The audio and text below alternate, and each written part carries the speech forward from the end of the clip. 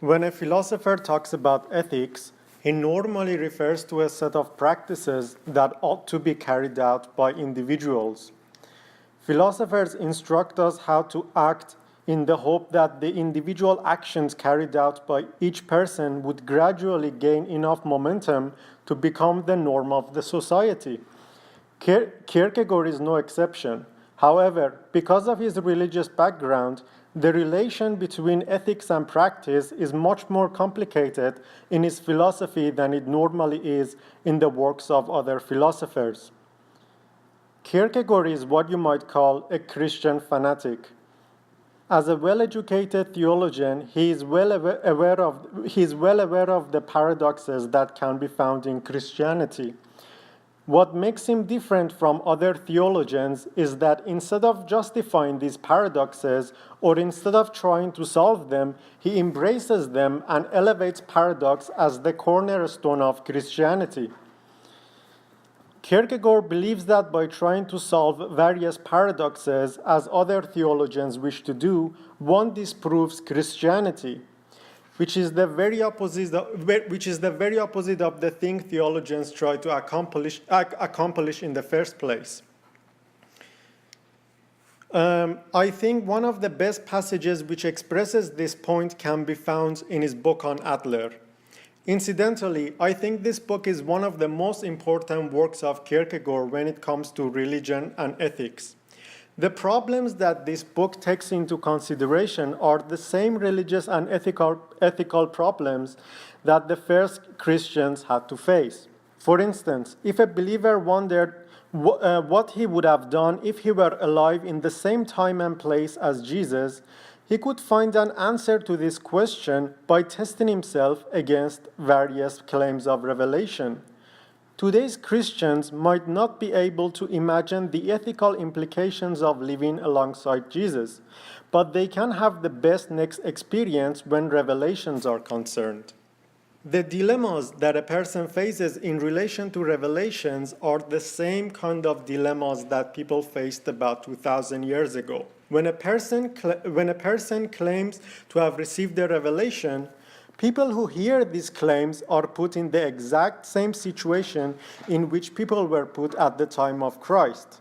Adler was one such pastor who claimed to have received the revelation by God before writing the revelation in a collection of sermons. In his book on Adler, not only does Kierkegaard criticize many aspects of Adler's claims, but he also talks about the nature of Christianity and juxtaposes it to what was happening in the 19th century. Whereas many had tried to argue that Adler was crazy for suggesting that he had had a revelation, Kierkegaard pointed out that such claims are preposterous because if one refutes the probability of a modern-day revelation, one has to refute Christianity itself, for Christianity was founded upon revelation. He remarks, "No Christian, and thus no Christian ecclesiastical superior either, can be willing to allow the syllogism. A man has claimed to have had a revelation in which the Savior has communicated this and that to him, ergo, the man is mentally deranged. If the state church ever allows this conclusion, it has destroyed itself. But what's most interesting is that Adler's claims lead Kierkegaard to analyze the concept of truth in Christianity. At the beginning of the second chapter of this book, Kierkegaard makes yet another crucial confession by saying that the very same thing that has made Christianity so successful has made many atheists victorious.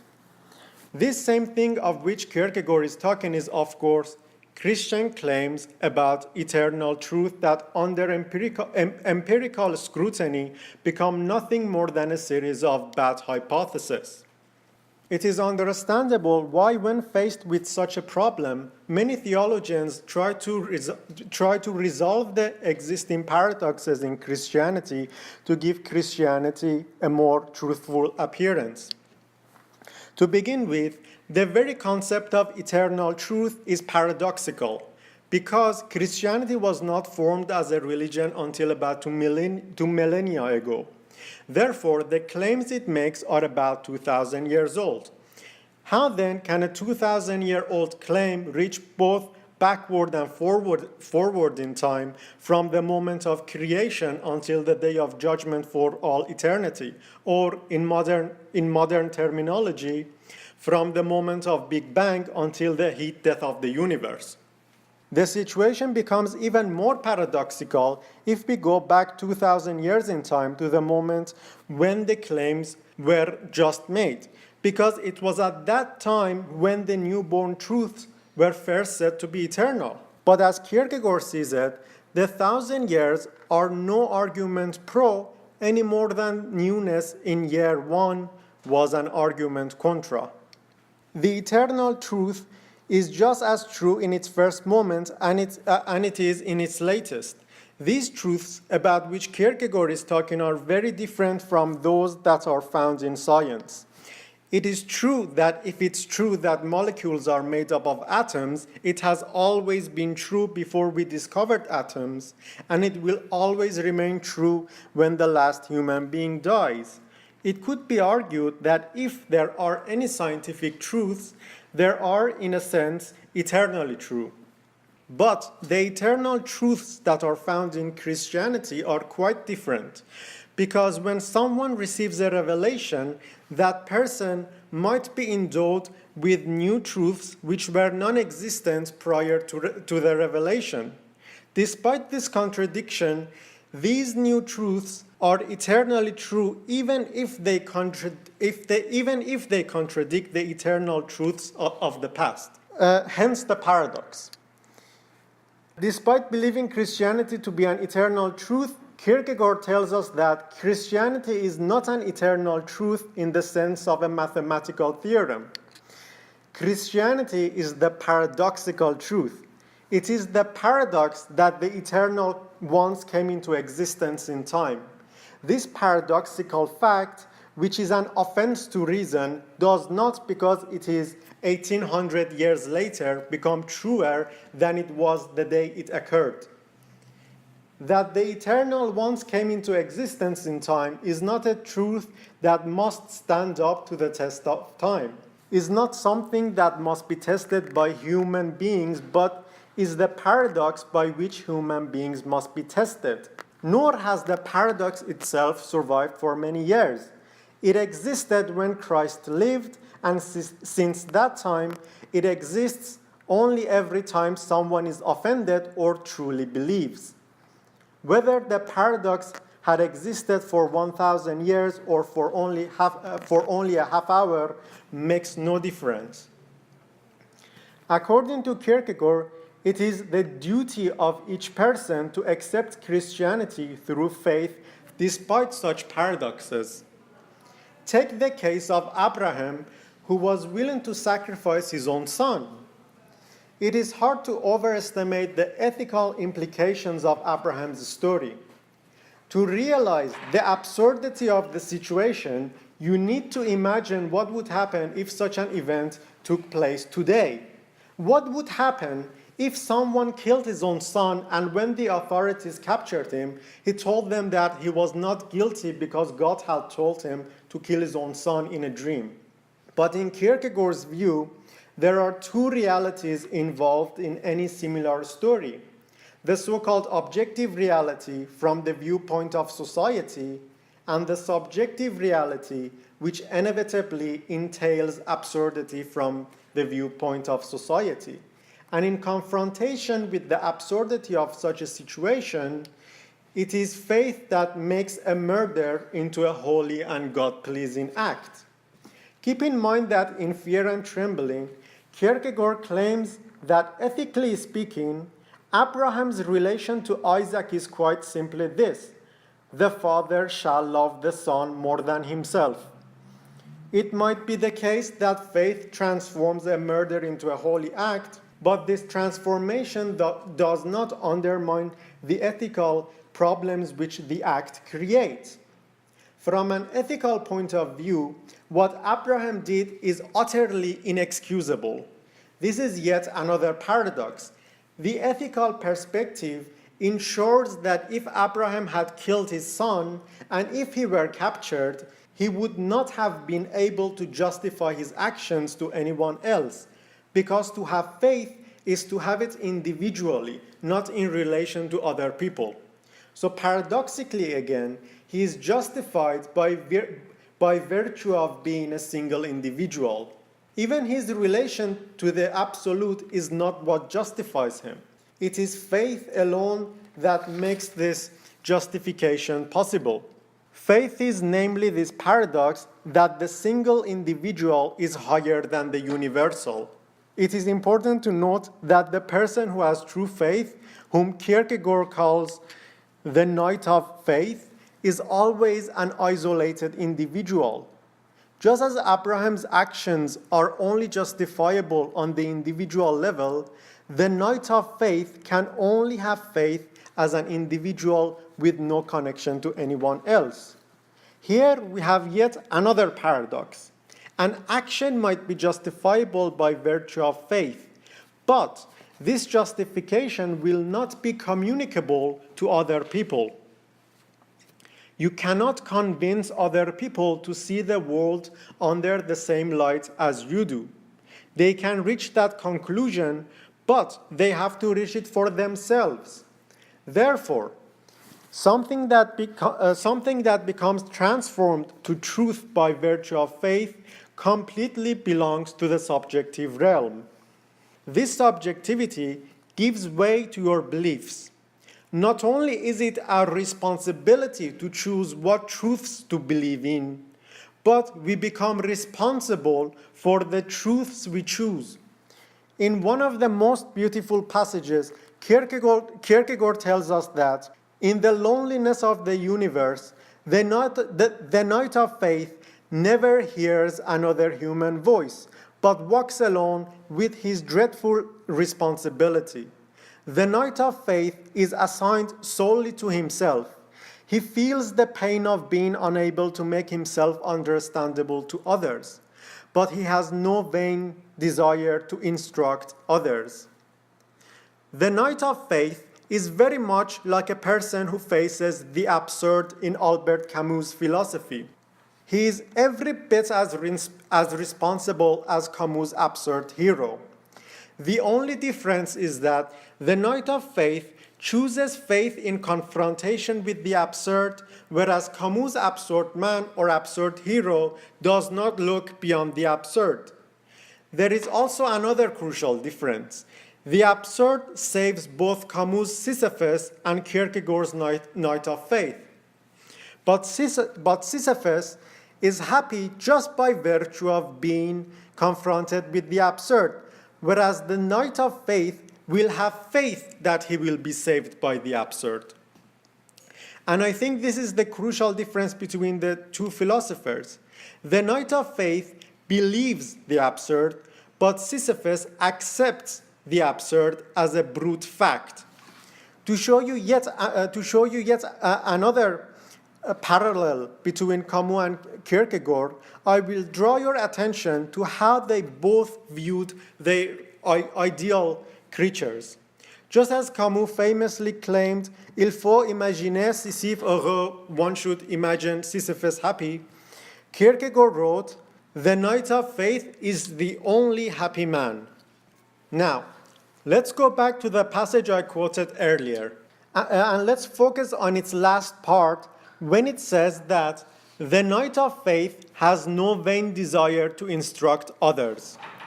This lack of desire makes Kierkegaardian ethics fly in the face of common sense. For Kierkegaard tells us that it is not always the case that an individual should manifest his beliefs outwardly.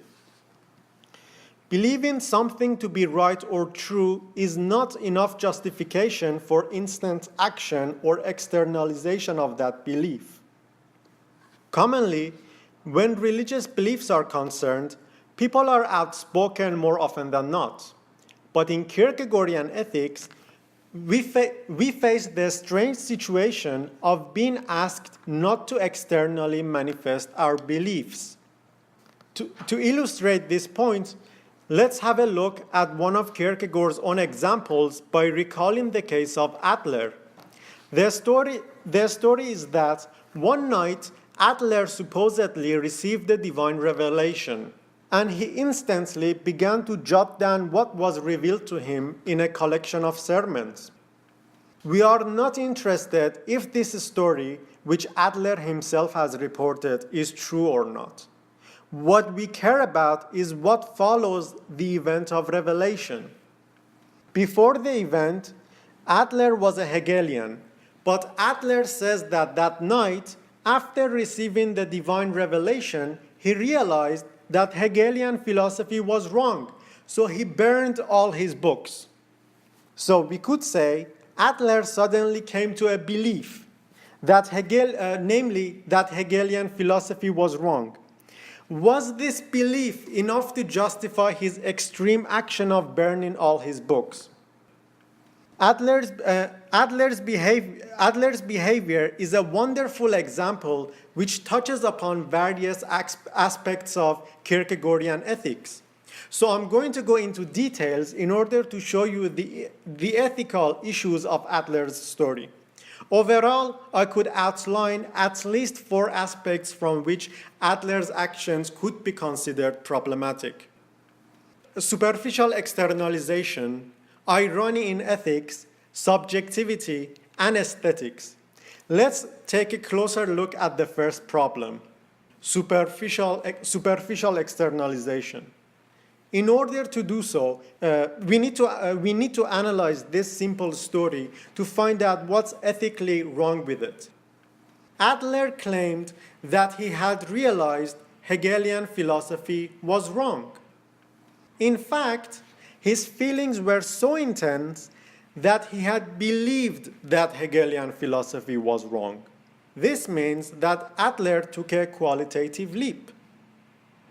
A realization like this is only possible by achieving a subjective truth, and subjective truths take place inwardly in the individual. Based on this analysis, Kierkegaard has no objection to Adler's qualitative leap. What he objects to is the externalization of Adler's belief before internalization, because a truth that has not become internalized cannot be called a true belief. This is what's at the heart of Kierkegaard's ethical message. When an outside observer views the actions of Adler, his actions will seem decisive to the observer. But Kierkegaard would say it is precisely this deceiving appearance that should indicate to us that Adler's actions are too decisive to be true. In fact, what happened to Adler afterwards supports Kierkegaard's claim. Despite burning all his Hegelian books, Adler continued being a Hegelian. This contrast between passionate inwardness and quiet outwardness is so essential for Kierkegaard that even the external environment needs to be adequately calm. In Stages on Life's Way, Kierkegaard suggests that we should select an environment on the basis of the mentioned contrast. In Kierkegaard's view, even the quietness of the forest or the stillness of night is not desirable since they contain fantastic elements. Kierkegaard's criticism is not restricted to Adler. Any priest or any person who spends his whole life to advocate his beliefs should be criticized. In fact, Kierkegaard generalizes that, as a rule, the greater the need for a striking outer manifestation of the decision, the less the inner certitude. A man who devotes his whole time to propagate his beliefs and views to mankind is in a strange position, because in such situations, the question is not whether his views or ideas are right. Rather, we should be asking, whom is he trying to convince?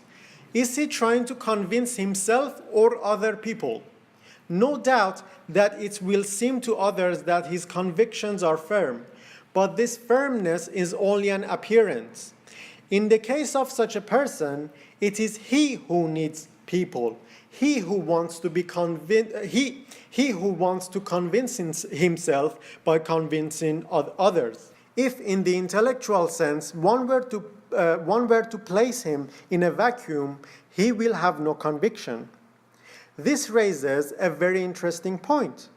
It is not only religious fanatics like terrorists and so on whose beliefs become undermined by the very extreme actions they take to prove that they are firm in their beliefs, but any sort of belief is undermined by immoderate externalized actions. Take the case of atheists such as Dawkins or Lawrence Krauss, who have paradoxically made a religion out of atheism thanks to their fanatic approach. One becomes tempted to ask, whom are they trying to convince that God doesn't exist, others or themselves? The same argument holds true for all sorts of activists, anarchists, communists, feminists who go to great length to show that anything with the remotest relation to the phallus is purely evil, or vegetarians who become outwardly disgusted by the sight of meat and so on.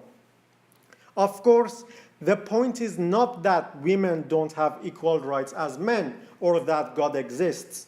Although Kierkegaard would disagree with me, I believe atheists are not mistaken in believing that there is no imaginary being or entity called God. But constant manifestation of such a belief is wrong. Just as we do not waste time to prove or disprove the existence of Zeus or Apollo, a true atheist should realize that it is ridiculous to argue over the existence or non-existence of God.